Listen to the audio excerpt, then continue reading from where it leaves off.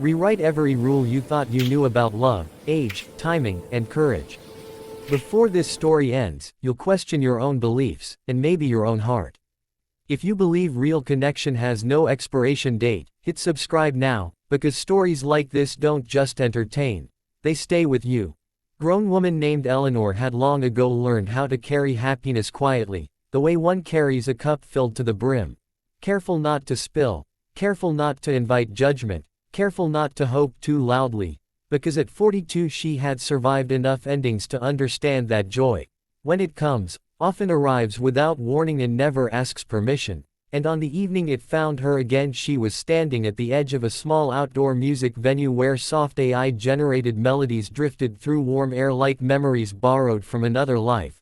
Her hair pinned up in a practical way she had perfected over years of choosing responsibility over romance, when she noticed a young man, clearly an adult, confident yet unpolished, 24 and carrying the restless energy of someone still discovering who he might become, standing alone near the speakers with his eyes closed as if listening for something deeper than sound. And she might never have spoken to him at all if the music hadn't cut out suddenly, leaving behind an awkward silence that made strangers glance at one another for reassurance. And it was Eleanor who laughed first, a genuine laugh that surprised even her. And the young man opened his eyes and smiled back as if he had been waiting for that exact sound all evening.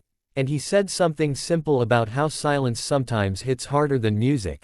And she replied without thinking that silence only hurts when you've been avoiding it. And in that brief exchange something unspoken settled between them, not desire in the crude sense people fear, but recognition, the rare feeling of being seen without explanation. And they talked then, about music and about how AI compositions felt strangely human. About how he was studying sound design while working part-time and how she managed projects for a living after a marriage that ended quietly and left no villains behind, only two people who grew in different directions. And when the music resumed they stood side by side, not touching, simply sharing a moment that felt lighter than anything either of them had planned to carry that night.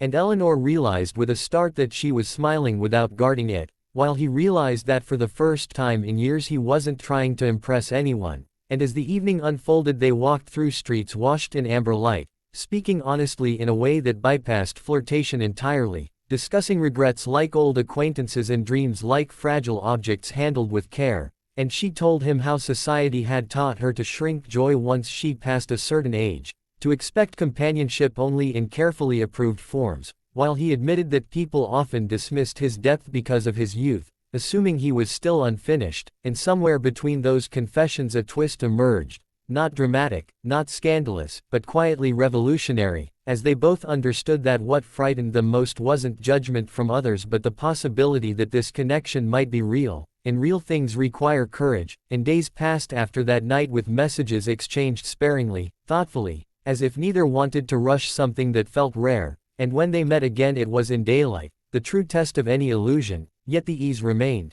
growing stronger, layered with respect and boundaries clearly spoken. And Eleanor felt herself stepping back into life rather than away from it, while the young man, whose name was Thomas, found himself grounded by her presence, inspired not by fantasy but by her steadiness. And then came the inevitable pressure from the outside world, friends raising eyebrows, colleagues offering unsolicited advice, whispers dressed up as concern. And here the story twisted again, because instead of retreating Eleanor chose honesty, telling those closest to her that happiness does not arrive on a schedule, while Thomas confronted his own doubts about whether he was enough, not older, not established, but sincere. And the moment that defined everything came not in a kiss or a declaration but during a small setback when a project Eleanor had led collapsed unexpectedly.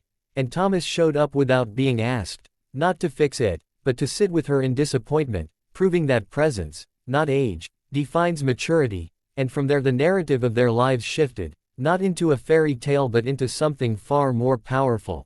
A partnership built on listening, growth, and mutual respect, where a grown woman could enjoy a happy moment without apology and a young man could stand confidently without pretending to be someone else. And the final truth of their story was not that love ignores age, but that it honors humanity first. And as AI music continued to play softly in the background of their shared moments, soundtracking walks, quiet dinners, and laughter that came easily, They understood that happiness is not about fitting expectations but about recognizing the rare instant when two lives align honestly, and choosing, bravely, to step forward together, knowing full well the world might misunderstand, but also knowing that some moments are worth everything it takes to protect them.